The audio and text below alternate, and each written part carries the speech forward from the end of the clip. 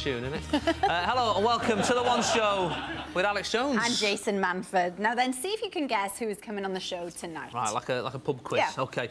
She's been caught up in the close. She's doctored a few things in the peaks. All right. No. She's also made herself at home around dead bodies. Any ideas? You getting it? From all this evidence, I deduce Well that done. tonight's guest is Amanda Burton. There we are. You sat there as well, that helps. Thanks for joining us. How are you? I'm very well. Lovely. And you're here to talk about your new role in Waterloo Road as the head Yes. teacher. I know. Gosh, Excited. those corridors of power. I think I've walked about 500 miles so far. Oh. Really? I mean, they're just endless corridors, backwards and forwards, yeah. So how did you get on with your head teacher? Well, I was taught by my father, so, you know, that was pretty cushy, really, although I do remember getting caned. Oh, did you? I was so naughty. How were you? And then I remember writing him a note saying, if you ever did that again, Yeah, I would... tell him Mum. I'm telling Mum. But, no, I was always catapulting people in the playground and Fair stuff enough. like that, so I was very naughty.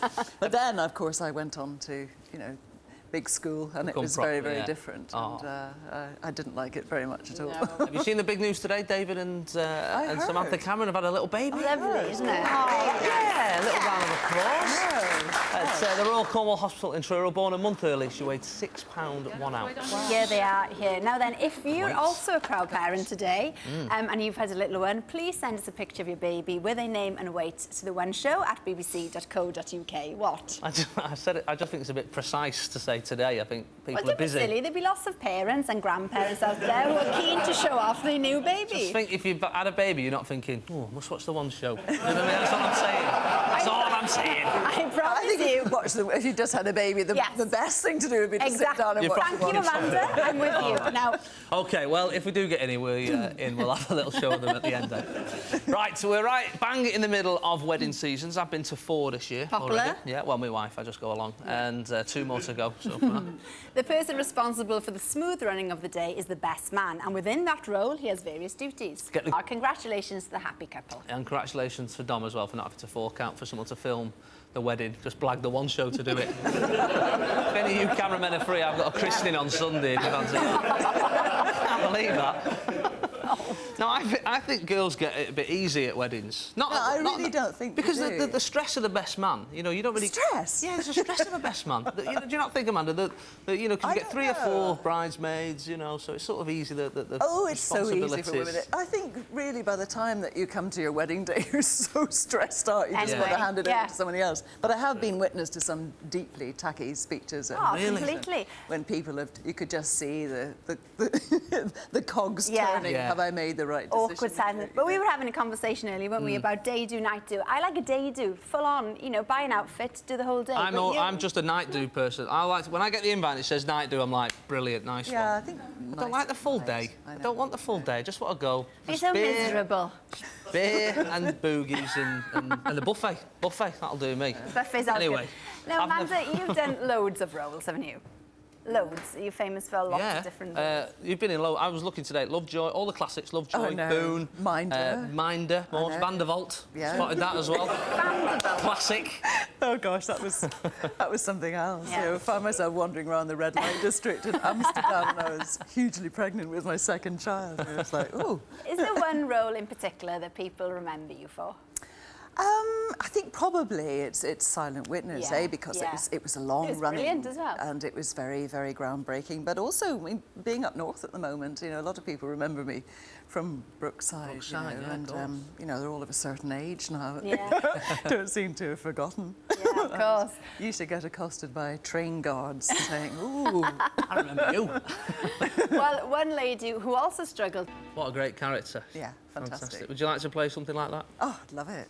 Absolutely love it. So camp. Yeah. Yeah, it'd be fun. Yeah. Have you ever nicked anything off a set there like that? Just out of Get interest? straight in there, Yeah, Jason. I'm actually really well known for it. They have to check my bag. There she is, Burton.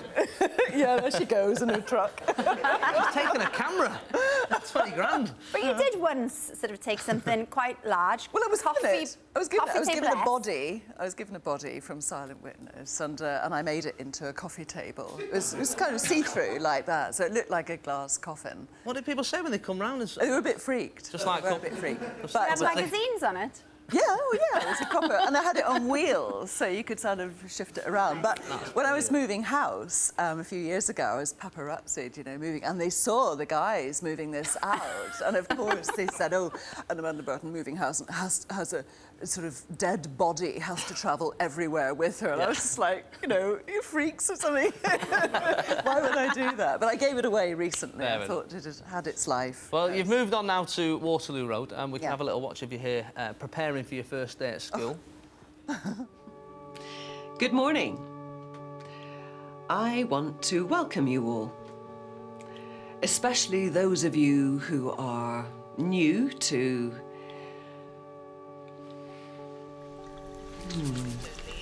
Karen, are you nearly done here, love? Ah, brilliant. I hate that scene. I think it was my first scene and I just hate it. So thanks for the clip. If you've not watched the previous sort of 5 series, do you reckon can you just dip in next Wednesday and just start, or do you need to know a little bit of backstory? I think, yeah, I mean, you could pick it up, but I think it has such a big following. I hope people aren't going to be disappointed at seeing me as headmistress. Not at all. Oh, not at all. But you play opposite Robson Green. In this one I'm filming now? in the new one. In the and new he one said that he felt under pressure to, you know, be buff because you look so fantastic. So how do you keep in shape, Amanda? Well, that's a very good question, really, isn't it? Just, well, you know, I don't know. I mean, I'm very... You do a lot of running. I don't really. No? I'm very energetic. The Great North Run you did, we've heard about that. And I go walking all the time with her. And the Great North Run you've done a few times, I do the Great North Run, but I don't train for it. No, just wing it. I wing it. Fair play to you. And, you know, strangely enough, I do manage to sort of get there over the finishing line. You know, they're usually all going, "Come on, we want to go home," you know. But just people in the astronaut suit running past you. Like, I have a lot of energy, so I'm always right. rushing about. Thanks, Amanda. Now, the average home energy bill... Now, Anita's with us. Now, I'll just watch that. I'm worried that if they're successful, the Northwest is just going to be covered in these eyesores, these drills. Well, that's the point, isn't it? If they're successful, what will happen? First of all, they've got to see whether they've got enough gas down there to make it commercially viable. And then it won't necessarily be like America. 45% of their gas comes from shale gas, tapped from their own soil. However, we've only got about enough to make about 10% if they can even find it, you know, find it in the first place. So whether we'll have lots of drills up in the Northwest, we don't know yet, but we're worried. What do you think, Amanda? Well, I suppose we're a very greedy world, so we've got to, you know, keep on trying to find something which is more sustainable. And if this is more environmentally friendly, then it can only be a good thing. Well, that's my worry, is this is another fossil fuel. You think, have we not learned our lesson with fossil fuels? You know, it's a quick fix, but in 50 years, we're and we know that, but the problem is you've got all these big energy companies who've invested billions of pounds all over the world in gas and oil and fossil fuels. We are looking into renewable energies, but at the moment only 6.7% of all the energy we use comes from renewables. We know that we've got offshore wind farms, the potential for great use of wind power there, but it's just about money. On an island, do you think? Fuel is just, the whole thing is just so political, isn't it? I think that's what's so crazy. You don't have any control over it. Yeah, absolutely. There's an ant on the world, you know. Just. But you're right. You're right, Amanda, when you said that we need as much of it as possible, because I know you're really into this, Jason. Well, I just want to put. You're just worried about your I have area, solar aren't panels you? on my roof and all. They don't work. Have you? No, well, you could, Well, but they it do, it wouldn't be enough. You'd still need to get extra energy from somewhere. The best advice is just the advice that we all know, which is to insulate our homes and just to use less of it. And wear more jumpers. Thanks very much, Anita. Thank you very much. Now, to get a good night's sleep, some people have a... So we've been joined by Dr. Mark Porter. Now then, Mark, how much weight can we actually lose in a year by getting the right amount of sleep? Well, on the basis of our mini experiment, quite a lot, but I'm afraid it's not that simple. And if you sleep more than 7 hours, it's unlikely that the sleep's going to be affecting your appetite or your weight. And even if you do go to bed more, you have to do a little bit more than just go to bed. But it's an interesting effect, and probably one that you've all experienced, that, you know, if you have a night up and you're not getting enough sleep, you feel a bit peckish and eat a load of rubbish the next day. And that's possibly why. Amanda, do you have a bedtime routine? Can you get off to sleep easily? Yeah, I usually build a big nest. Nice sort of gorgeous pillows. That's the answer. That's the key, isn't it? And of course, Takes me half an hour getting rid of those throw cushions and that on our bed Oh, before I don't get into bed start. anyway. You have to have a scatter cushion. All right. But I think if you lost weight while you sleep, I'd go to sleep for about 56 For days. Yeah, If you sleep for too long, the effect is reversed. that makes sense. Oh, well, cancel Is there that. anything specific we should be eating or drinking before? I think avoidance is the Avoid it. main thing. Don't have a nightcap. A little bit of alcohol actually can disrupt the quality of your sleep. Avoid caffeine, and that's things like tea, coffee and colas after about 4 o'clock the night before. And preferably don't eat too late either. But the main thing is try and get up at the same time every morning so you go to bed tired and don't nap during the day. Right, okay. No lie-ins. And what about the bedroom? Should we avoid televisions? Yeah, I mean, modern gadgets. So as we heard in the film there, laptops, TVs, smartphones, leave them well out. And some people say don't even read. All See, right. Sleep in bed. That's I'm better. terrible, me, for having to have a quick I can game. imagine. Or What something. about put it away? The shipping forecast. Ah, that's different. Radio 4 is different. That helps. OK, thanks very much, Mark. Thanks. Now, early in the show, we asked you to send in your pictures of your newborn babies. And I told you we'd get did, some yeah. 150 of them That's we've impressive. had. Fair Amanda, would you like to show yours first? OK, this is a very early little baby Rudd, who was born at 2:28 this morning, weighing 8 pounds 4 ounces to Paul and Natalie Rudd.